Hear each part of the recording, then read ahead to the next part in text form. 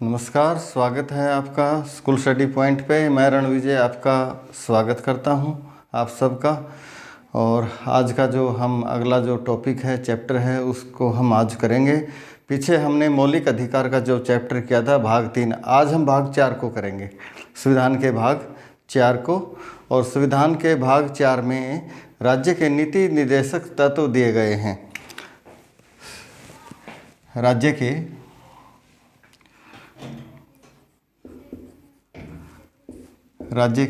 नीति निर्देशक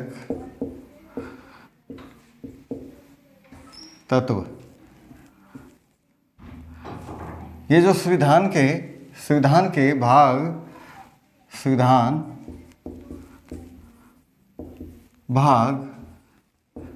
4 में इनका वर्णन दिया गया है। और अनुच्छेद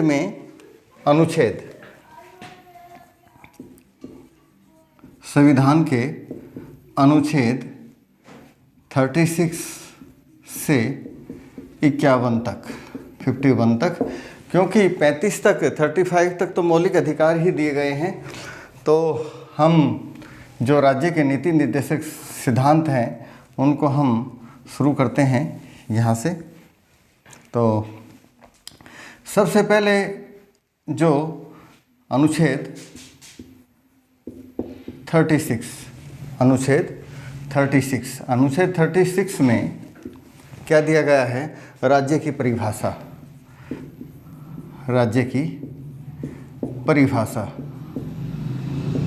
बताई गई है। राज्य की परिभाषा, अनुच्छेद 37, इसमें ये नीति निर्देशक तत्व हैं, ये न्यायालय में परिवर्तनीय नहीं है। न्यायालय में परिवर्तनीय नहीं है।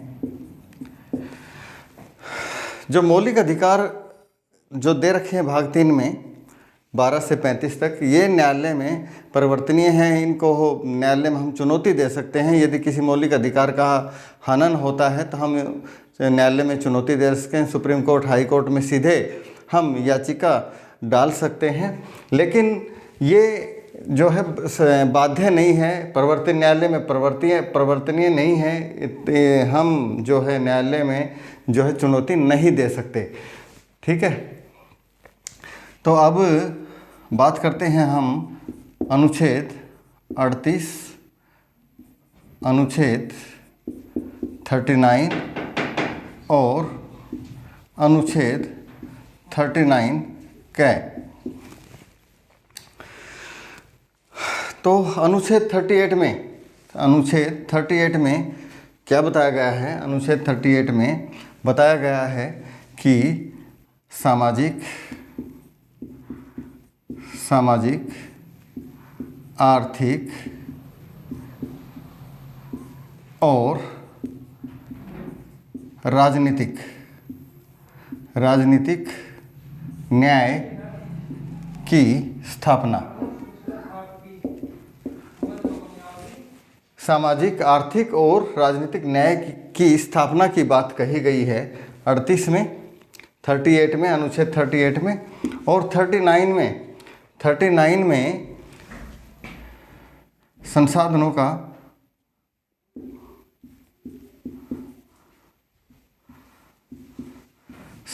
का उचित वितरण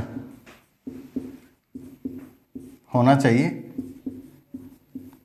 संसाधनों का उचित वितरण होना चाहिए।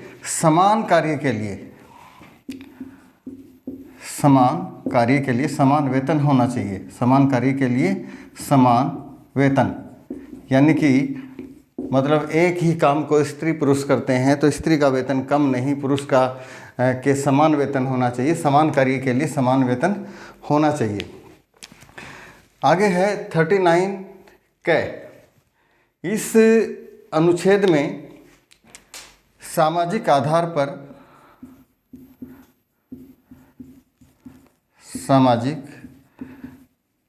पर न्याय की बात, न्याय देने की बात कही गई है। सामाजिक आधार पर न्याय देने की बात कही गई है। और इसको 42वां संविधान संशोधन, 42वां संविधान संशोधन जो हुआ था 1976 में, उसमें इसको जोड़ा गया था। ठीक है, आगे हम इनके पहले एक बार अनुच्छेद कर लेते हैं, इसके बाद इसके बारे में और हम आपको जानकारी देंगे इनके बारे में। अब हम बात करते हैं अनुच्छेद 40 की। अनुच्छेद 40 में पंचायतों के गठन की बात कही गई है। पंचायतों का गठन, पंचायतों के गठन की बात कही गई है। और पंचायतों को अनिवार्य भी लगभग पूरे देश में कर दिया गया है। पंचायतों को अनिवार्य कर दिया गया है। और ये जो 76वां संविधान संशोधन जो हुआ था, ये 76वां संविधान संशोधन जो हुआ था 1993 में, इसमें पंचायतों को अनिवार्य कर दिया गया, अनिवार्य कर दिया गया। इनको संवैधानिक दर्जा दे दिया गया। पंचायतों को संवैधानिक दर्जा प्रदान कर दिया गया है। ठीक है, अब हम बात करेंगे अनुच्छेद 41, अनुच्छेद 42 और अनुच्छेद 43 की हम बात करें तो अनुच्छेद 41 में विशेष दशाओं में काम पाने का अधिकार, विशेष दशाओं में काम पाने का अधिकार, काम पाने का अधिकार की बात इसमें कही गई है। तो विशेष दशाएं कौन सी होती हैं? बेरोजगारी होती है, गरीबी होती है, बीमारी होती है। इन स्थितियों में काम पाने का अधिकार इसमें दिया गया है। तो हम ये चीज़ पाने के लिए हम न्यायालय में नहीं जा सकते, चुनौती नहीं दी जा सकती, क्योंकि ये परिवर्तनीय नहीं है। ठीक है, और जो अनुच्छेद 42 है, अनुच्छेद 42 थोड़ा नीचे लिख देते हैं, अनुच्छेद 42, तो इसमें कार्य न्याय संगत होना चाहिए, कार्य न्याय संगत होना चाहिए। मानवीय दशा, जो जहाँ काम करते हैं वहाँ मानवीय दशा होनी चाहिए, मानवीय दशा। ये नहीं कि उसके जहाँ ऐसी जगह जो वह काम करता है कि वहाँ उसका आर्थिक, उसका शारीरिक शोषण हो या फिर उसका मानसिक शोषण हो, ऐसी स्थिति में नहीं होना चाहिए कार्य। आगे अनुच्छेद 43, अनुच्छेद 43 में निर्वाह मजदूरी, निर्वाह मजदूरी की बात कही गई है कि मजदूरी इतनी मिलनी चाहिए कि उसका गुजारा हो सके, उसका जीवन चल सके। और साथ में कुटीर उद्योगों को बढ़ावा देने की बात भी कही गई है। ये अनुच्छेद 43 में कही गई है, निर्वाह मजदूरी, कुटीर उद्योगों को बढ़ावा देने की बात कही गई है इसमें। और आगे हम बात करते हैं अनुच्छेद 44। अनुच्छेद 44 में समान नागरिक संहिता, समान नागरिक संहिता, समान नागरिक संहिता की बात कही गई है, समान नागरिक संहिता की बात कही गई है। इसका मतलब क्या होता है कि हमारे देश में दो तरह के कानून हैं, एक तो नागरिक कानून है, दूसरे सामाजिक कानून हैं। और सामाजिक कानून के अंतर्गत जो दीवानी केस आते हैं, दीवानी मामले आते हैं, फौजदारी मामले आते हैं। और जो नागरिक कानून होते हैं, नागरिक कानून में अपने अपने धर्म के अनुसार, जैसे गोद लेना, विवाह है, तलाक है, और अपने जो वंशज हैं उनको हम अपने प्रॉपर्टी का देना, ये सब जो है नागरिक कानून आते हैं। तो ये जो समान नागरिक संहिता अब तक सरकार नहीं कर पाई है, क्योंकि हिंदू जो कानून हैं, विवाह शादी, ये तलाक वगैरह जो ये अलग हैं, मुस्लिम कानून अलग है। अभी तक धर्म के आधार पर जो है समान नागरिक संहिता ये लागू सरकार नहीं कर पाई है। आगे हम बात करते हैं अनुच्छेद 45 की। अनुच्छेद 45 में जो दिया गया है वो जो 6 वर्ष तक के बच्चों को शिक्षा, स्वास्थ्य और सुरक्षा की जिम्मेदारी किसकी होगी? सरकार की होगी। 6 वर्ष तक के बच्चों को शिक्षा, स्वास्थ्य और सुरक्षा का प्रबंध कौन करेगा? सरकार करेगी। जो है बदलाव, जो 86वां संविधान संशोधन है, 86वां संविधान संशोधन कब हुआ था? 2002 में हुआ था ये। तो उसमें इसको जोड़ा गया 2002 में 86वां संविधान संशोधन। इससे पहले जो 45 में जो था वो 14 वर्ष तक की बच्चों को अनिवार्य शिक्षा देना, ये इसमें था, वो उसको मौलिक अधिकार बना दिया गया। और उसकी जगह 6 वर्ष तक के बच्चों को शिक्षा, स्वास्थ्य और सुरक्षा की जो जिम्मेदारी होगी सरकार की होगी। तो इस प्रकार से हम बात करें आगे 46, अनुच्छेद 46। तो अनुच्छेद 46 में जो है अनुसूचित जाति, जनजाति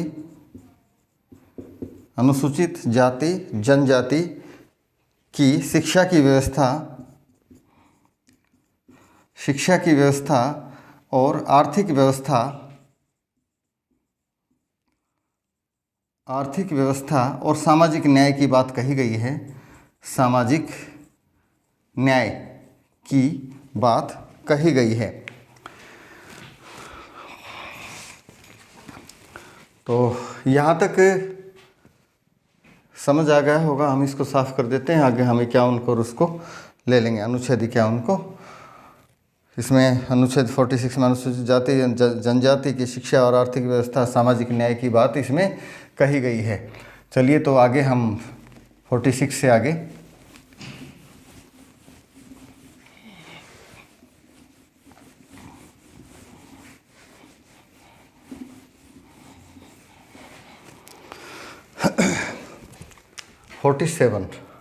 अनुच्छेद 47 में मद्य निषेध की बात कही गई है। पोषाहार और स्वास्थ्य में बढ़ोतरी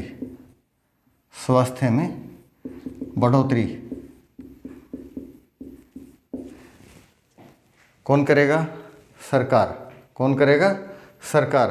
व्यक्ति के स्वास्थ्य में बढ़ोतरी, पोषाहार, मद्य निषेध क्या है कि कोई भी नशा जो है इसके ऊपर प्रतिबंध सरकार के द्वारा लगाया जाएगा। जैसे शराबबंदी कई राज्यों में, जैसे गुजरात में कर रखी है, बिहार में कर रखी है मद्य निषेध, तो सरकार अपने स्तर पर जो है राज्य को नशा मुक्त कर सकती है और किसी भी प्रकार का चाहे नशा उसको प्रतिबंधित कर सकती है। मद्य निषेध की इसमें यहाँ पे बात कही गई है। और जो पोषाहार है, उचित जो पोषाहार व्यक्ति को मिलना चाहिए और स्वास्थ्य में बढ़ोतरी हो, इसके लिए प्रबंध करेगी सरकार, करेगी प्रबंध। ठीक है। और अनुच्छेद 48 में जो है कृषि कार्य, पशुपालन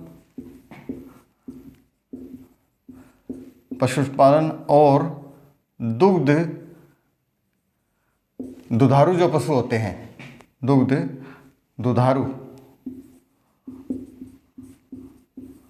दुधारू पशुओं का संवर्धन करें। संवर्धन करें का मतलब बढ़ावा दें। अनुच्छेद 49 में पर्यावरण संरक्षण को बढ़ावा देना, संरक्षण को बढ़ावा देने की बात कही गई है। बढ़ावा देना, ये 49 नहीं है, 48 कै है। और इसको 42वां जो संशोधन था, 42वां संशोधन 1976 में संविधान जो संशोधन हुआ था, उसमें इसको 48 कै को आर्टिकल को जोड़ा गया था। चलिए आगे हम बात करते हैं अनुच्छेद 49। अनुच्छेद 49, तो 49 में बताया गया है कि जो राष्ट्रीय महत्व के स्मारक हैं, राष्ट्रीय महत्व के स्मारक, उनका संरक्षण, राष्ट्रीय महत्व के स्मारक और जो स्थान हैं उनके संरक्षण की बात कही गई है। संरक्षण की बात कही गई है। अनुच्छेद 50 में क्या कहा गया है? अनुच्छेद 50 में जो कार्यपालिका है, कार्यपालिका व न्यायपालिका के पृथक्करण की, न्यायपालिका के पृथक्करण की बात कही गई है। कार्यपालिका और न्यायपालिका के पृथक्करण की बात कही गई है अनुच्छेद 50 में। और अनुच्छेद 51 में अंतर्राष्ट्रीय शांति, अंतर्राष्ट्रीय शांति की अभिवृद्धि अंतर्राष्ट्रीय शांति की अभिवृद्धि की बात कही गई है। अंतर्राष्ट्रीय शांति की अभिवृद्धि, बढ़ावा देना, अंतर्राष्ट्रीय शांति, विश्व में शांति ज़्यादा से ज़्यादा, मतलब इसमें योगदान देश की ओर से, व्यक्ति की ओर से दिया जा सकता है। अंतर्राष्ट्रीय शांति की अभिवृद्धि की जा सकती है। तो ये जो है अनुच्छेद, हमने अनुच्छेद 36 से 51 तक हमने पढ़ा। तो आपको बता दें कि ये जो दिए गए हैं राज्य के नीति निर्देशक तत्व अनुच्छेद 36 से और 51 तक जो दिए गए हैं, तो ये 3 प्रकार के अनुच्छेद हैं। 3 प्रकार के अनुच्छेद कैसे हैं? एक तो ये गांधीवादी हैं, गांधीवादी। दूसरा जो है समाजवादी, और तीसरी प्रकार का उदारवादी। ये 3 प्रकार के अनुच्छेद हमारे संविधान में दिए गए हैं। इनका उद्देश्य क्या है? संविधान में जोड़ने का उद्देश्य क्या है? ये राज्य के नीति निर्देशक तत्व जो जोड़े गए हैं, इनका उद्देश्य है लोक कल्याणकारी राज्य की स्थापना, लोक कल्याणकारी राज्य की स्थापना, लोक कल्याणकारी राज्य की स्थापना करना इसका उद्देश्य है। और आर्थिक, सामाजिक लोकतंत्र की स्थापना करना, लोकतंत्र की स्थापना करना इसका उद्देश्य है राज्य के नीति निर्देशक तत्वों का। अब एक व्यक्ति थे जिनका नाम था B.N. राव। क्या नाम था उनका? B.N. राव। पूरा नाम बेनेगल नरसिम्हा राव इनका नाम था। कौन थे ये? ये जो संविधान सभा की जो सलाहकार समिति थी, ये संविधान सभा के सलाहकार थे। सलाहकार समिति के अध्यक्ष थे तो ये कौन थे? सलाहकार समिति के अध्यक्ष थे, संविधान सभा के सलाहकार थे, प्रमुख सलाहकार थे। ये भारतीय प्रशासनिक सेवा के अधिकारी थे, अंतर्राष्ट्रीय न्यायालय में जज भी रहे थे ये। और इन्होंने BN राव ने और सच्चिदानंद सिन्हा ने, जो वरिष्ठ सदस्य थे संविधान सभा के, जो प्रथम अध्यक्ष भी थे, उन्होंने मिल करके जो संविधान का जो प्रथम प्रारूप था उसका निर्माण भी इन्होंने किया था। तो ये जो सलाहकार थे, तो इन्होंने जो संविधान सभा को सलाह दी थी कि हमारे संविधान में 2 तरह के मौलिक अधिकार रखे जाएं। 2 तरह के मौलिक अधिकार कौन से रखे जाएं? जो कि एक तो तुरंत जनता को प्रदान किए जाएं, नागरिकों को प्रदान किए जाएं, और दूसरे जो मौलिक अधिकार हैं उनको सरकार धीरे धीरे उनको लागू करे। तो इस प्रकार से इन्होंने जो है संविधान सभा को सलाह दी थी। तो इनकी सलाह को माना तो गया, लेकिन मौलिक अधिकार पार्ट 1 मौलिक अधिकार पार्ट 2 के रूप में नहीं रखा। मौलिक अधिकार जो थे भाग 3 में, जो नीति निर्देशक जिनको मौलिक अधिकार 2 के नाम से जो कहा जा रहा था, तो इनको राज्य के नीति निर्देशक तत्व बनाया गया और बनाया गया के रूप में संविधान में रखा गया। और वो तुरंत जो है ना नागरिकों को दिए गए मौलिक अधिकार, और इनको जो है न्यायालय में परिवर्तनीय नहीं, न्यायालय में आप चुनौती नहीं दे सकते, क्योंकि शायद उस समय जो सरकार थी वो ये इन सब चीज़ों को देने में सक्षम नहीं थी। तो ये बात जो है, जो सरकार होती है, जो राज्य होता है, उसके ऊपर ये बात छोड़ी गई कि वो किस प्रकार से काम जो है करते हैं, विकास का काम करते हैं।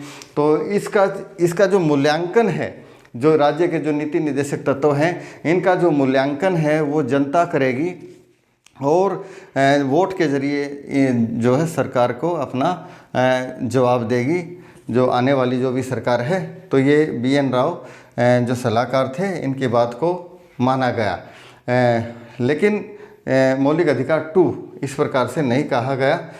तो BN राव के बारे में आप सलाहकार थे इसके संविधान सभा के, इन्होंने क्या कहा ये मैंने आपको बताया।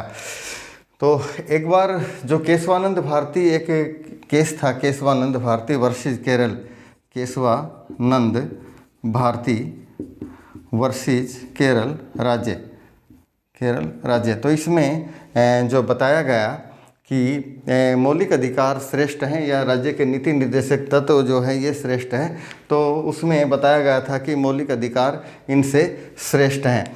लेकिन बाद में एक जो था फैसला, उसमें बताया गया था जो मिनर्वा मिल्स केस 1980 जो था, उसमें इन दोनों को बराबर बताया गया, दोनों को एक दूसरे के पूरक बताया गया और दोनों में संतुलन बताया गया है।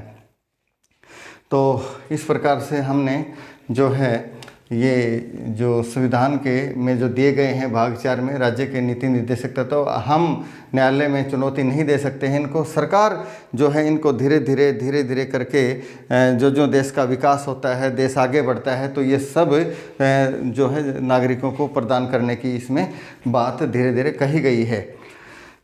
तो ये हमने पढ़ा इस चैप्टर में राज्य के नीति निर्देशक तत्व 36 से अनुच्छेद 51 तक। तो ये आपको समझ आया होगा, अच्छा लगा होगा।